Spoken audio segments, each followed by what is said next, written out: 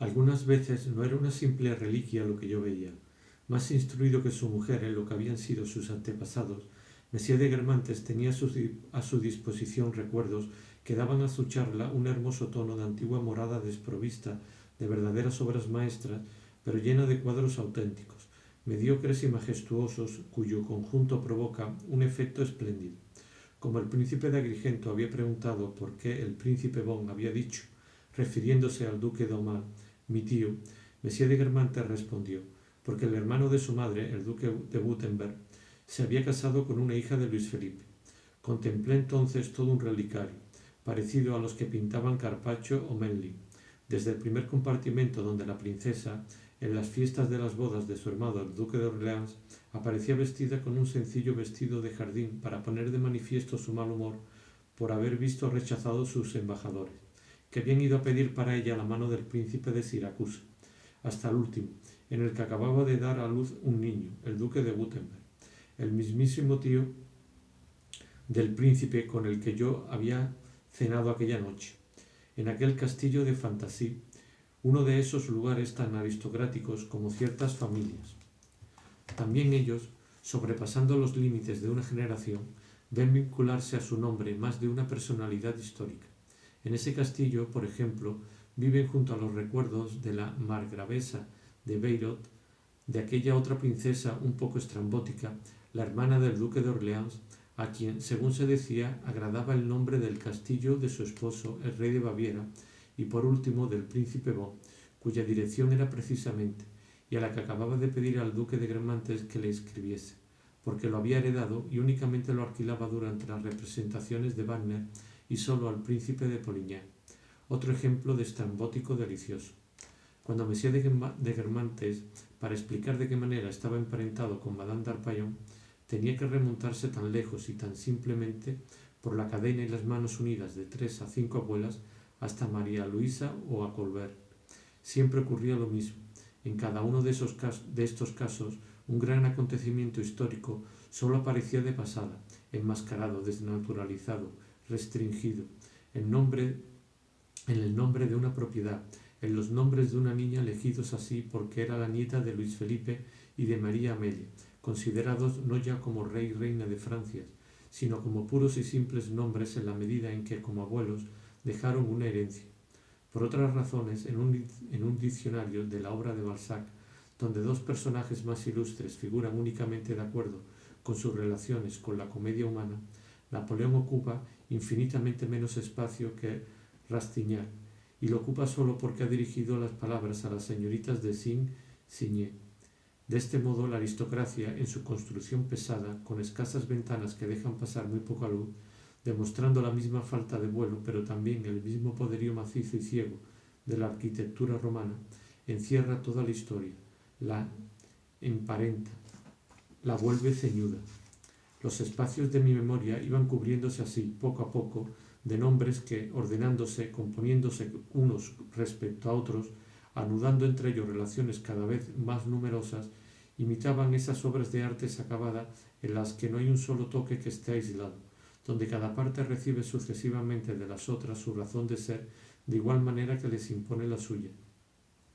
Como el nombre de Messier de Luxemburgo había vuelto sobre el tapete, la embajadora de Turquía contó que el abuelo de la joven, el mismo que había hecho una inmensa fortuna con las harinas y las pastas, había invitado a almorzar a Messier de Luxemburgo, y que éste había rechazado la invitación mandando escribir en el sobre Messier de Moliner, a lo que el abuelo había respondido: no sabe cuánto lamento que no haya podido venir, querido amigo, porque habría podido gozar de usted en la intimidad, habríamos estado entre íntimos, y a la comida solo habrían asistido el molinero, su hijo y usted. Esta historia no solo me resultaba odiosa a mí, sabedor de la imposibilidad moral de que mi querido amigo Messier de Nassau escribiese al abuelo de su mujer, al que por lo demás sabía que habría de heredar, calificándole de molinero, sino que su estupidez saltaba a la vista desde las primeras palabras, ya que la denominación de molinero revelaba con demasiada evidencia la intención de recordar el título de la fábula de La Fontaine. Y es que en el Faubourg Saint-Germain reina tal estupidez, sobre todo cuando la malevolencia la agrava, que a todos le pareció que le estaba bien empleado, y que el abuelo, de quien todo el mundo se declaró inmediatamente dispuesto a jurar que era un hombre notable, había demostrado más ingenio que el marido de su nieta. El duque de Chatellerault quiso aprovechar esa historia para contar lo que yo ya había oído en el café.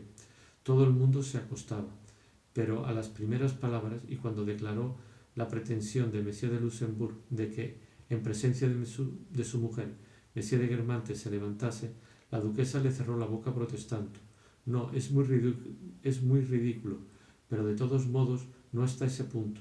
Íntimamente yo estaba convencido de que todas las historias sobre Monsieur de Luxembourg eran igual de falsas, y de que, cada vez que me encontrase en presencia de uno de los actores o de los testigos, habría de oír un desmentido análogo. Me pregunté, sin embargo, si el de Madame de Guermantes obedecía a una preocupación por la verdad o al amor propio. En cualquier caso, este último cedió ante la malevolencia, porque añadió riendo: «Por lo demás, también yo he tenido mi pequeña vejación, porque me invitó a merendar diciendo que deseaba presentarme a la gran duquesa de Luxemburgo.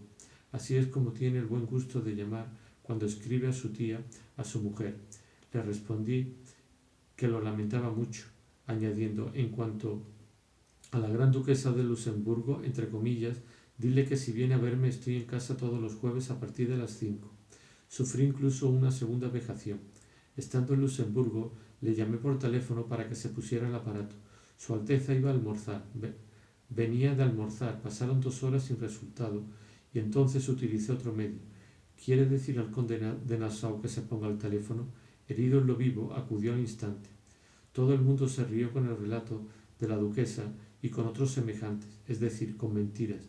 Estoy convencido, porque hombre más inteligente, mejor, más agudo, digámoslo francamente, más exquisito que este Luxembourg-Nassau, nunca he encontrado ninguno. Más adelante se verá cómo era yo el que tenía razón. Aunque debo reconocer que, en medio de todas sus impertinencias, Madame de Guermantes tuvo, sin embargo, una frase amable. «No siempre ha sido así», dijo, «antes de perder la razón, de ser, como en los libros, el hombre que se cree convertido en rey, no era tonto, e incluso en los primeros tiempos de su noviazgo hablaba de éste de un modo bastante simpático, como de una fortuna inesperada. Es un verdadero cuento de hadas. Me corresponderá hacer mi entrada en Luxemburgo en la carroza de las hadas», le decía a su tío d'Ormesson, quien le explicó: «Porque, como usted sabe, Luxemburgo no es muy grande. En la carroza de las hadas me temo que no puede entrar. Te aconsejo más bien el cochecito de las cabras». No solo no molestó esto a Nassau, sino que fue el primero en contarnos la anécdota y en echarse a reír. Ormesson es hombre de mucho ingenio, tiene a quien salir. Su madre es una Monjou. Está muy mal el pobre Ormesson. Este nombre tuvo la virtud de interrumpir las insulsas maldades que se habían prolongado hasta el infinito. El señor de Guermantes, en efecto, explicó que la bisabuela de Monsieur d'Ormesson era hermana de Marie de Castille-Monjou, mujer de Timoleón de Lorraine, y consiguiente tía de Orient, de suerte que la conversación volvió a las genealogías, mientras la imbécil embajadora de Turquía me soplaba al oído: «Parece que hace usted muy buenas migas con el duque de Guermantes. Tenga cuidado».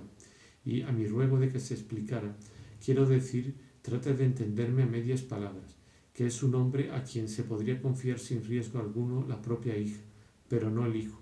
Ahora bien, si alguna vez, por el contrario, un hombre amó apasionadamente y exclusivamente a las mujeres, ese fue el duque de Guermantes. Pero el error, la falsedad, ingenuamente aceptada, eran para la embajadora una especie de medio vital fuera del cual no podía moverse. Su hermano Memé, que por lo demás y debido a otras razones no la saludaba, me resulta profundamente antipático. Está verdaderamente apenado por las costumbres del duque, lo mismo que su tía Villeparisis. Ah, esta sí que la adoro. Es una mujer santa, el verdadero tipo de las grandes damas de antaño. No es sólo la virtud misma, también la discreción.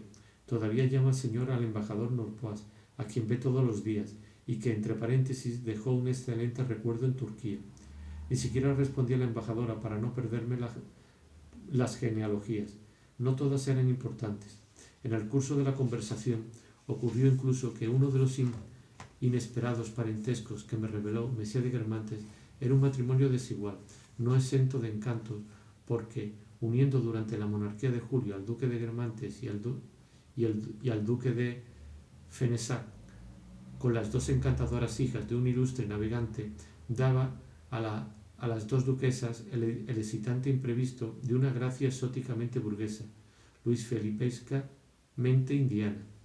También, durante el reinado de Luis XIV, un Norpois se había casado con la hija del duque de Mortemart, cuyo ilustre título entraba bruscamente en contacto en la lejanía de esa época con el apellido que me parecía apagado y podía creer reciente de Norpois, cincelando profundamente en él la belleza de una medalla. Y en estos casos, además, no era sólo el hombre menos conocido el que se beneficiaba del emparejamiento. El otro, convertido en vulgar a fuerza de esplendor, me sorprendía más bajo aquel nuevo aspecto y más oscuro, igual que entre los retratos de un deslumbrante colorista a veces sobrecoge más un retrato completamente en negro. La nueva movilidad que, desde mi punto de vista, animaba a todos aquellos nombres, colocando unos al lado de otros cuando yo los habría creído tan alejados, no se debía solo a mi ignorancia. Los pasos cruzados que esos apellidos bailaban en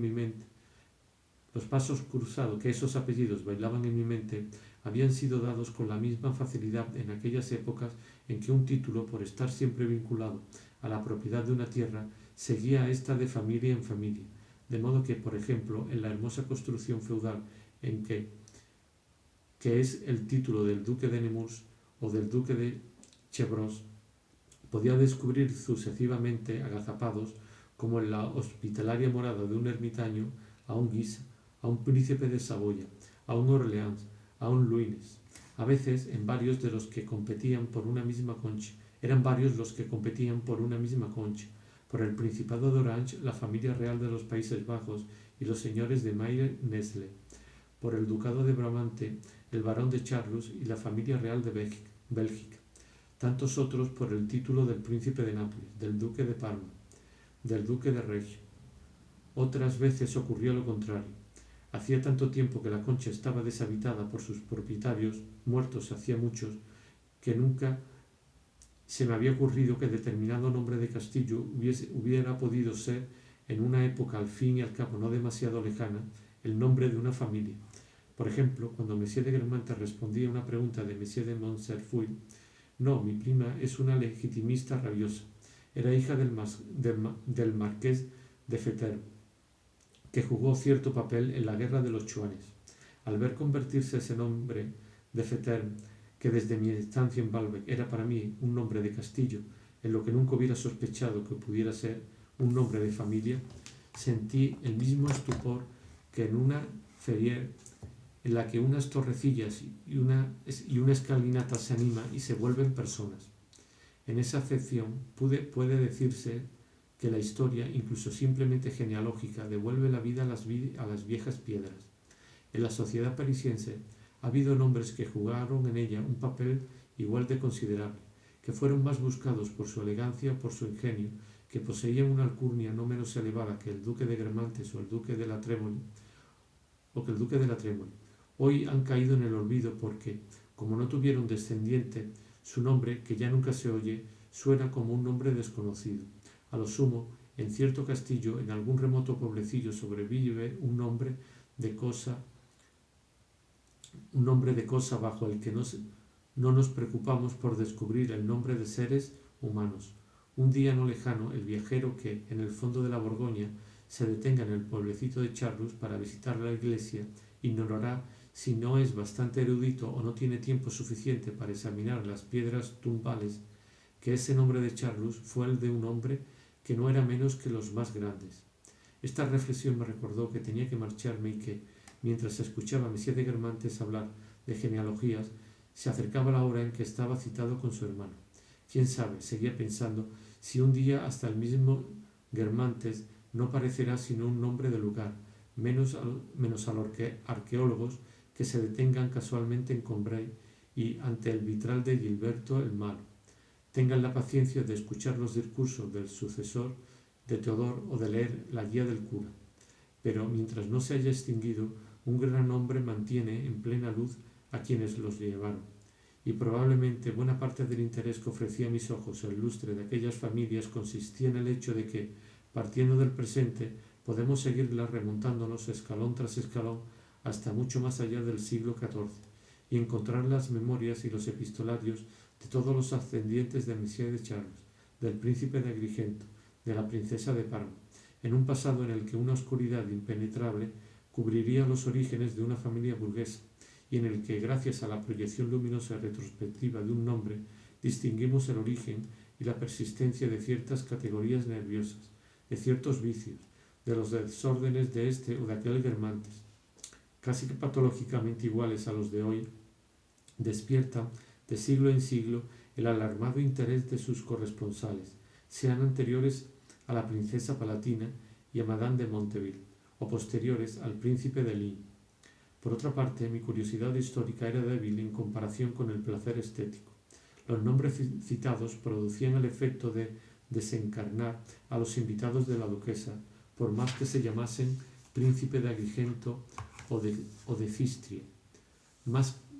Sus máscaras de carne y de falta de inteligencia o de falta de inteligencia vulgar habían convertido en hombres a algunos, hasta el punto de que, en última instancia, yo había recalado en la estera del vestíbulo, no como en el umbral, tal como había creído, sino en el límite último del mundo encantado de los hombres.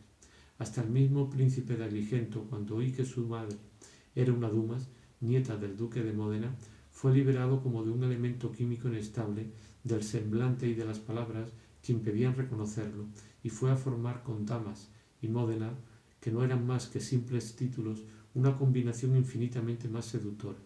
Cada nombre desplazado por la fuerza de atracción de otro con el que yo no le había supuesto ninguna afinidad, abandonaba el lugar inmutable que ocupaba en mi cerebro, donde la costumbre lo había empeñado, y yendo a reunirse a los Mortemar, a los Estuardo o a los Borbones, dibujaba con ellos ramajes del más gracioso efecto y de un colorido cambiante.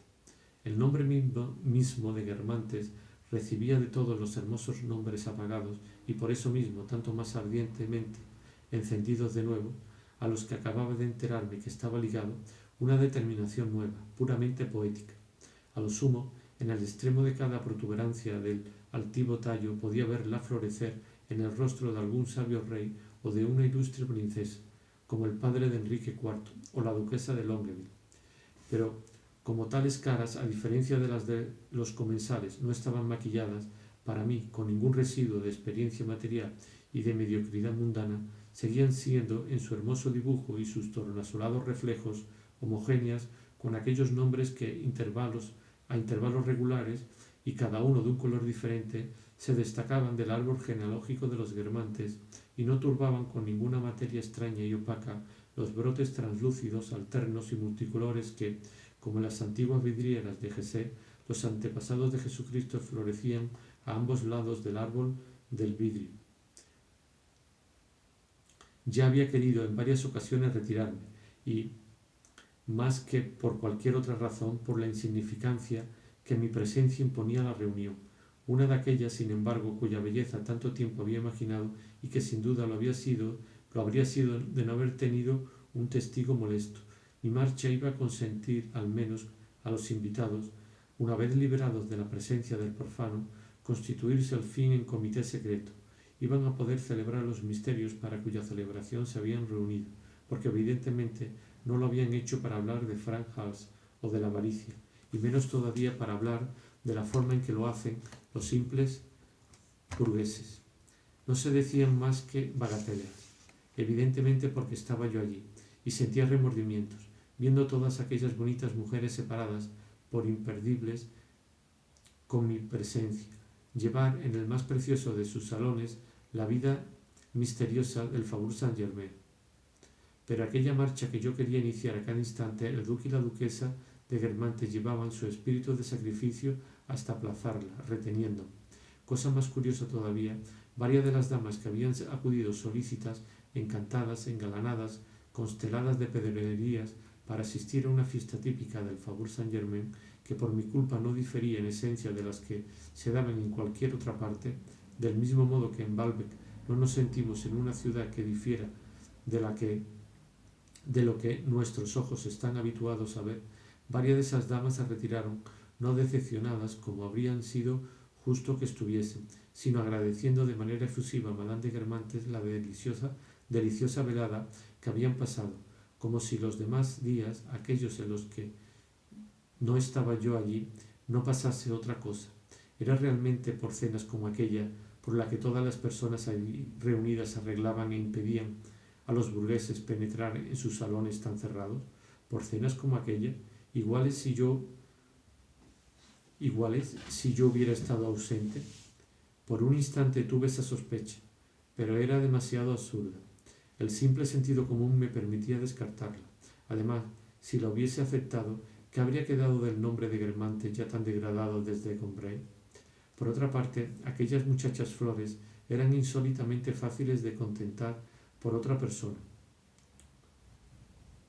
o estaban deseosas de contentarla, porque más de una a la que en toda la velada solo había dirigido 2 o 3 frases cuya estupidez me había hecho sonrojar, antes de abandonar el salón se empeñó en venir a expresarme, clavándome la mirada cariñosa de sus bellos ojos y arreglándose la guirnalda de orquídea que contorneaba su pecho, el intenso placer que había sentido al conocerme y al hablarme, alusión velada a una invitación a cenar, de su deseo de arreglar algo, una vez que ella hubiese fijado día con Madame de Guermantes. Ninguna de aquellas damas flores se marchó antes que la princesa de Parma. La presencia de esta, nadie debe irse antes que una alteza, era una de las 2 razones no adivinadas por mí por la que la duquesa había insistido tanto en que me quedase. En cuanto a Madame de Parma se levantó, fue como una liberación. Todas las damas, después de haber hecho una genuflexión ante la princesa, que las hizo alzarse, recibieron de ella un beso, y como una bendición que hubiesen implorado de rodillas el permiso para pedir su abrigo y sus criados. De modo que delante de la puerta se produjo una especie de letanía gritada de grandes nombres de la historia de Francia. La princesa de Parma había prohibido a Madame de Guermantes bajar a acompañarla hasta el vestíbulo por miedo a que cogiese frío, y el duque había añadido: «Vamos, Orián, ya que la señora lo permite, recuerde lo que le ha dicho el doctor. Creo que la princesa de Parma ha quedado muy contenta de cenar con usted». Yo conocía la fórmula. El duque había cruzado todo el salón para venir a pronunciarla delante de mí en un tono atento y convencido, como si me entregase un diploma que me ofreciese unos petit fours, y por el placer que en ese momento parecía sentir a ojos vistas y que daba una expresión momentáneamente tan dulce a su rostro, deduje que la clase de cuidados que aquello representaba para él eran de los que cumpliría hasta el último día de su vida, como esas funciones honoríficas y cómodas que incluso chocho se siguen conservando. En el momento en que iba a marcharme, la dama de honor de la princesa entró de nuevo en el salón, por habérsele olvidado recoger unos claveles maravillosos traídos de Guermantes que la duquesa había regalado a Madame de Parma. La dama de honor estaba bastante colorada. Se notaba que la habían reñido, porque la princesa, tan bondadosa con todo el mundo, no podía refrenar su impaciencia ante la estupidez de su señorita de compañía. Por eso, ésta corría a toda prisa llevándose los claveles, pero para conservar un poco de su desenvoltura y picardía, soltó al pasar delante de mí: «A la princesa le parece que voy tarde. Querría que ya nos hubiésemos ido, pero con los claveles. Maldita sea, no soy ningún pajarito, no puedo estar en más de un sitio a la vez». Ay, la razón de no levantarse uno antes de una alteza no era la única. No pude irme inmediatamente porque había otra. Era que el famoso lujo, desconocido para los Courvoisier, con que los Guermantes, opulentos o semiarruinados, sobresalían haciendo gozar de él a sus amigos, no era sólo un lujo material, sino también, como más de una vez había experimentado yo con Robert de Saint-Loup, un lujo hecho de palabras deliciosas, de actos amables, toda una elegancia verbal alimentada con una verdadera riqueza interior. Pero como ésta, en el ocio mundano, permanece desocupada, se expansiona a veces, buscaba un derivativo en una especie de fusión fugaz y por lo tanto más ansiosa, que habría podido hacer pensar de parte de Madame de Guermantes en una forma de afecto.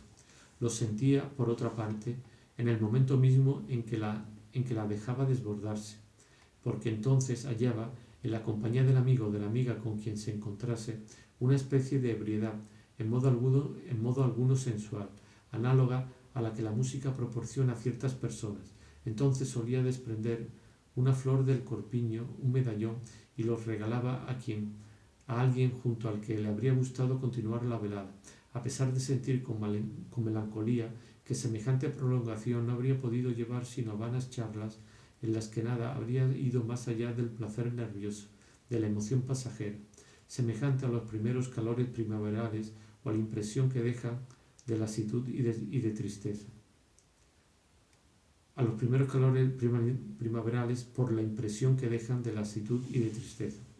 En cuanto al amigo, necesitaba no dejarse engañar demasiado por las promesas, más embriagadoras que todas las oídas hasta entonces, proferidas por esas mujeres que, capaces de sentir con tanta fuerza la dulzura de un momento, hacen de él con una delicadeza y con una nobleza desconocida para las criaturas normales una conmovedora obra maestra de gracia y de bondad, y en cuanto llega a otro momento ya no tiene nada que dar de sí mismo. Su afecto no sobrevive a la exaltación que lo dicta, y la finura intelectual que entonces les habría llevado a adivinar y a deciros todas las cosas que deseabais oír, les permitirá pocos días después captar vuestro lado ridículo y divertir con él a otro de sus visitantes, con el que estarán saboreando uno de esos momentos musicales que tan breves son. En el vestíbulo, donde pedía un lacayo Miss Snowball, que había cogido por precaución contra la nieve, había caído algunos copos pronto transformados en barro. Sin darme cuenta de su escasa elegancia, sentí en la sonrisa desdeñosa de todos una vergüenza que alcanzó su grado más alto cuando vi que Madame de Parma aún no se había ido y estaba allí mirándome, mientras me calzaba mis cauchos americanos. La princesa se volvió hacia mí. «¡Oh, qué buena idea!», exclamó. «¡Qué práctica! Este sí que es un hombre inteligente. Señora, tendremos que comprarnos unos iguales», dijo a su dama de honor, mientras la ironía de los criados se mudaba en respeto y los invitados se apiñaban a mi alrededor para preguntar dónde había podido encontrar yo tales maravillas. «Con esto no tendrá nada que temer aunque vuelva a nevar, y vaya usted lejos. Se acabaron las estaciones», me dijo la princesa. «Oh, desde ese punto de vista, vuestra Alteza puede estar tranquila», interrumpió la dama de honor con cierto aire de sutileza. «No volverá a nevar». «¿Y usted, señora, cómo lo sabe?», preguntó en tono agrio la excelente princesa de Parma, a la que sólo conseguía irritar la estupidez de su dama de honor. «Puedo asegurarlo a vuestra Alteza. No puede volver a nevar, es materialmente imposible». «¿Pero por qué no?». «No puede volver a nevar porque han tomado las medidas necesarias. Han echado sal». La ingenua dama no se dio cuenta de la irritación de la princesa ni de la hilaridad de las demás personas, porque, en lugar de callarse, me dijo con una sonrisa amena, sin tener en cuenta mis negativas respecto del almirante Julien de la Gavière: «Además, ¿qué importa? El señor debe de estar acostumbrado al agua. Buena sangre no miente». Y después de acompañar a la princesa de Parma, Monsieur de Guermantes me dijo, cogiendo mi gabán: «Yo le ayudo a ponerse la cáscara». Ni siquiera sonreía al utilizar esa expresión, porque eran las más vulgares, precisamente por eso, y debido a la afectación de sencillez de los Guermantes, las que se habían vuelto aristocráticas. Una exaltación que sólo llevaba a la melancolía, porque era artificial, fue también, aunque de forma completamente distinta a la de Madame de Guermantes, lo que sentí cuando por fin salí de su casa en el coche que iba a llevarme al palacete de Monsieur de Charles. Podemos entregarnos a nuestra elección a una u otra de dos fuerzas. Una se alza de nosotros mismos, emana de nuestras impresiones profundas. La otra nos viene de fuera. La primera lleva naturalmente consigo una alegría, la misma que desprende la vida de las criaturas. La otra corriente, la que trata de introducir en nosotros el movimiento que agita al resto de los individuos, no va acompañado de placer, pero podemos añadirle uno, por choque de rechazo, en una ebriedad tan ficticia que pronto se muda en tedio, en tristeza. De ahí el semblante sombrío de tantos mundanos y la frecuencia en muchos de ellos de estados nerviosos que pueden llegar hasta el suicidio. Ahora bien, en el coche que me llevaba a casa de Monsieur de Charles, yo era presa de la segunda especie de exaltación, tan distinta de esa otra que nos viene dada por una impresión personal, como la que había sentido en otros vehículos. una vez en Combray, en el carricoche del doctor Perceval, desde el que había visto pintarse en el poniente los campanarios de Martinville. Un día en Balbec, en la calesa de Madame de Villaparisis, cuando trataba de desmarallar las reminiscencias que me ofrecía una alameda de árboles. Pero en ese tercer coche, lo que sentía delante de los ojos de la mente, eran aquellas conversaciones que tan enojosas me habían parecido durante la cena de Madame de Guermantes. Por ejemplo, lo que había contado el príncipe von sobre el emperador de Alemania, sobre el general Botha y el ejército inglés. Acababa de introducirlos en el estereoscopio interior, a través del cual, desde el momento en que ya no somos nosotros mismos, desde el momento en que, dotados de un alma mundana, solo queremos recibir nuestra vida de otros, damos relieve a lo que han dicho, a lo que han hecho, como un borracho lleno de tiernas disposiciones hacia el camarero de café que le ha servido. Me maravillaba ante mi dicha, que no había sentido, cierto, en el momento mismo, por haber cenado con alguien que conocía también a Guillermo II y había contado sobre él anécdotas, a fe mía, extraordinariamente ingeniosas. Y al repetirme, con el acento alemán del príncipe, la historia del general Botha, me reía en alto como si aquella risa, semejante a ciertos aplausos que aumentaban la admiración interior, fuera necesaria al relato para corroborar su comicidad.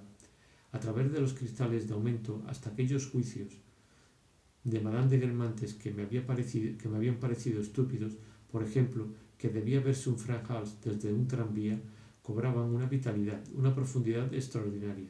Y debo decir que, si esa exaltación decayó enseguida, no era del todo insensata.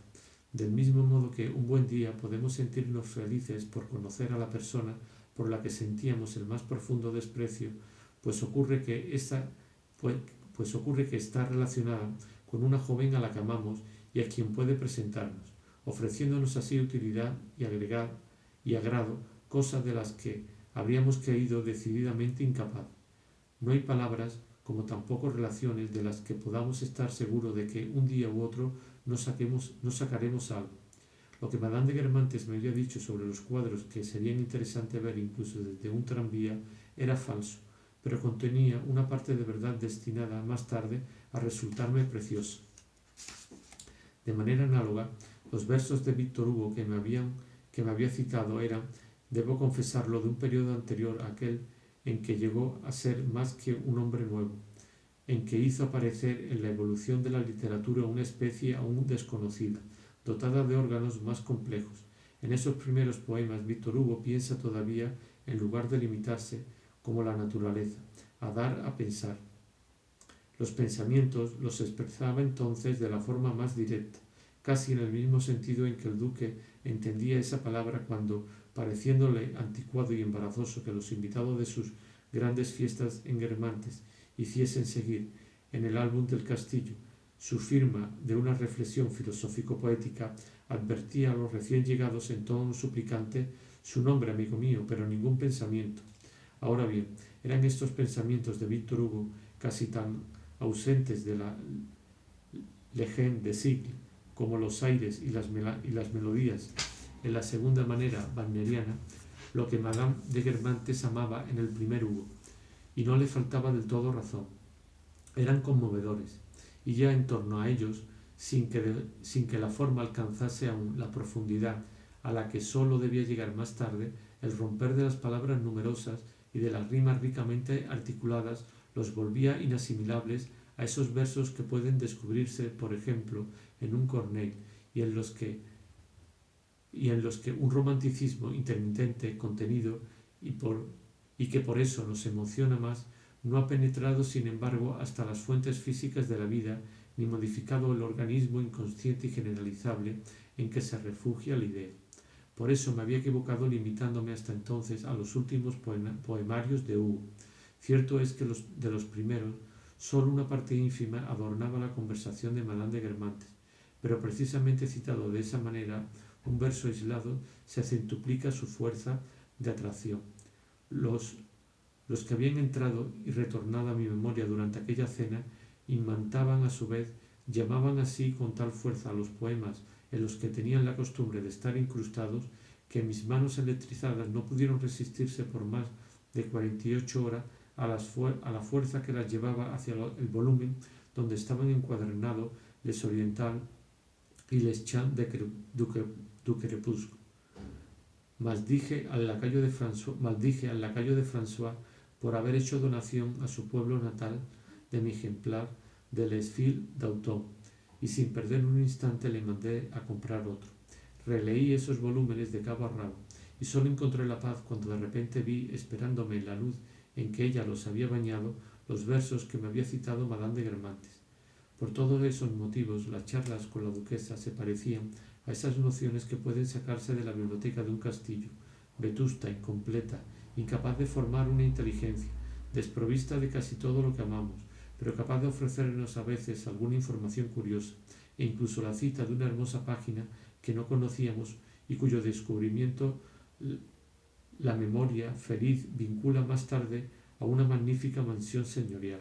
Entonces sentimos la tentación, por haber encontrado el prefacio de Balzac a la Cartouche o unas cartas inéditas de Joubert, de sobrevalorar